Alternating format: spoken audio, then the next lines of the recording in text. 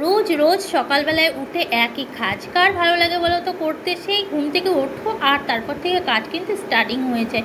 কী করবো, তোমাদের সাথে নিউ কিছু ব্লগ আনতে পারছি না বলে কিন্তু আমি রেডি তোমাদের সাথে ডেলি ব্লগে কিন্তু ইউজ করছি, সরি দিচ্ছি। তো আজকেও সেই সকালবেলা উঠেই কিন্তু কাজে লেগে পড়েছি আর কাজের মাঝখানে কিন্তু তোমাদের ব্লগটা তুলে ধরছি।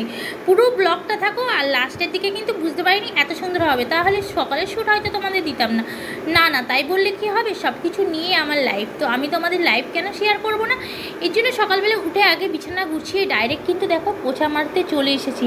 কেন বেশি দেরি করলে অনেকটা এমনি ঘুম থেকে উঠতে দেরি হয়ে যায়, তারপরে যদি একটু বসতে পড়ি আর এনার্জি থাকে না কাজ করা, তখন যেন এই করছি ওই করছি করতে করতে কখন যে দুপুর গড়িয়ে বিকেল হয়ে যায় বুঝতেই পারি না। এর জন্য একদম দেরি নয়, আজকে কিন্তু ঝটপট কাজে হাত লাগিয়ে নিয়েছি আর একবারে কিন্তু কাজ আমি কমপ্লিট করেই নিচ্ছি।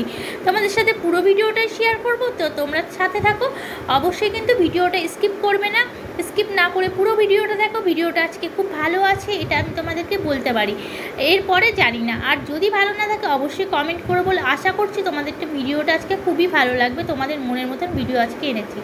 আর তারপরেই দেখো কাজবাজ ঘর পোছা হয়ে যাওয়ার পরেই জামা কাপড় কাচতে ঢুকবো বলে রেখেও কিন্তু চলে এলাম আগে সবজি ভাজতে। ভাবলাম আগে আমি এদিকটা করে নিই, তারপরেই না হলে একবারে কাচাকুচি করে স্নান করে নেব।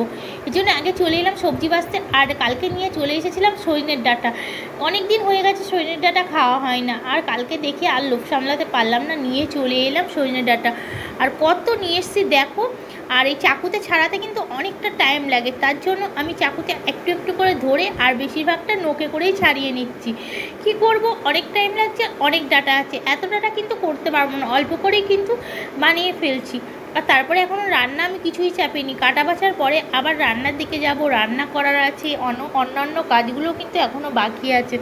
জাস্ট কফি বিস্কুট খেয়ে কিন্তু কাজে হাত দিয়ে দিয়েছি, আর তারপরে নাস্তা সব কিছু কিন্তু এখন তৈরি করতে হবে, তার পুরো ব্লগটার সাথে তোমরা থাকো, ওকে। যেমনি কথা তেমনি কাজ। তারপরেই দেখো একদম রান্না বান্না করে রেডি করে একবারে নিয়ে চলে এসেছি খাবার। আর এখানে দেখো কেটে নিয়েছিলাম গোল গোল করে শসা, পাঁপড় ভেজে নিয়েছিলাম, আর রাতের দুটো রুটি ছিল সেকে নিয়েছিলাম, করেছিলাম বেগুন ভাজা, শাক ভাজা, আর এই যে তোমাদের সাথে ডাঁটা শেয়ার করলাম আলু ডাঁটার সর্ষে। তো আজকে শুনলাম আলু ডাঁটার সর্ষেটা ভালোই হয়েছে, আমিও খেয়েছি, খুব ভালো হয়েছে, টেস্ট লেগেছে, অনেক দিন খাওয়া হয় না তার জন্য আরও বেশি ভালো লেগেছে। অনেক দিন পরে খেলে সেই জিনিসটার কদরটা যেন অনেকটাই বেড়ে যায়।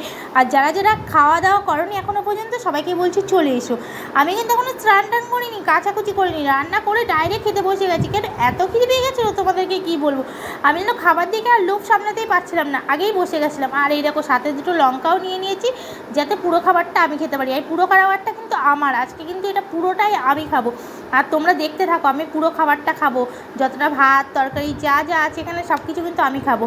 আর তারপরে খাওয়া দাওয়া করে নিয়েছিলাম আর সন্ধ্যাবেলা একটু হয়ে গেছিলাম রেডি, যাব ক্লাসে।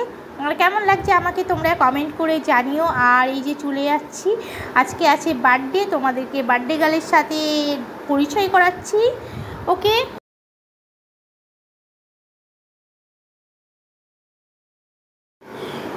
তো এই করতে করতে লিফটে দাঁড়িয়েছিলাম, লিফট চলে এসেছে, তারপরে দেখো আমরা দুজন মিলে উঠে পড়েছি লিফটে, ছেলে আগের থেকেই ক্লাসে কিন্তু চলে গেছে, আর আমি একটু রেডি হচ্ছিলাম বলে ওয়েট করছিল, তারপরে আমরা দুজন মিলেই কিন্তু ক্লাসের উদ্দেশ্যে বেরিয়ে পড়লাম আর চলে এসেছি নিচে। তোমরা জানো আমাদের ক্লাস নিচ্ছি, ওই জন্য নো প্রবলেম নো টেনশন, ঝটপট করেই চলে এলাম। আর তারপরেই তোমাদের সাথে একদম পরিচয় করে দিচ্ছি, লিফট খোলার সাথে সাথে দেখছি বার্থডে গার্ল আমাদের জন্য ওয়েট করছিল। তো এই দেখো এইটা হলো আজকের বার্থডে গার্ল শ্রেয়া, আজকে শ্রেয়ার বার্থডে আছে, তোমরা সবাই ওকে উইশ করো, ওকে। আর আমরা ওর বার্থডেটা আজকে কীভাবে মানাচ্ছি তোমাদের সাথে শেয়ার করছি। তারপরেই দেখো আমরা চলে গেলাম একদম দোকানে ডাইরেক্ট, হ্যাঁ কেক শপে চলে গেলাম। তো কেক শপে গিয়ে আগে দেখছি একটা ছোট কেক নিয়ে নিচ্ছি আপাতত, তারপরে দেখা যাবে কি করা যায়। তো এই যে নিচের কেকটা খুব ভালো লাগছে, ডিজাইনটা খুব সুন্দর, এই কেকটাকে নিয়ে নিচ্ছি, আর সাথে কিছু আরও চিপস ফিপসও নিয়ে নিচ্ছি। তো চলো তারপরে বার্থডে কীভাবে মানাচ্ছি তোমাদের সাথে শেয়ার করছি পুরোটা। কেমন লাগছে, কোন কেকটা এখানে ভালো লাগছে তোমরা কমেন্ট করতে কিন্তু ভুলো না। সমস্ত কেকের পিকই কিন্তু তোমাদের সাথে দিয়ে দিলাম, আর নিয়ে নিচ্ছি এই নেভি ব্লু কেকটা, এটাও কিন্তু তোমাদের জানিয়ে দিলাম আগের থেকেই, তারপরে তো তোমরা দেখতেই পাবে। কেকটা নিয়ে কেক প্যাকিং করে নিয়ে ডাইরেক্ট চলে এসেছিলাম ক্লাসে, আর তারপরে কেকটাকে আনপ্যাক করা হয়েছিল, আর তারপরে মোমবাতি জ্বালানোর প্রস্তুতি চলছিল। তো দেখতে দেখতে কিন্তু অনেকটা সময়ই পেরিয়ে গেছে, প্রায় অনেকটা দেখো অন্ধকারও হয়ে এসেছে। তারপরে আমরা আস্তে আস্তে অন্ধকার নেমেই গেছে, লাইট চালু করে নিয়েছে। আর এই যে কেক কাটিং হচ্ছে, পেছনে রাখা আছে চিপসের বক্স। আর এই দেখো সবাই মিলে দাঁড়িয়ে আছে, আমরা সবাই মিলে কেক কাটিং করছি, মাস্টার সাথে আছে। আর খুব ভালো লাগছে। তোমাদের ভিডিওটা কেমন লাগছে অবশ্যই কিন্তু কমেন্ট করতে ভুলবে না, ভিডিওটা কেমন লাগছে।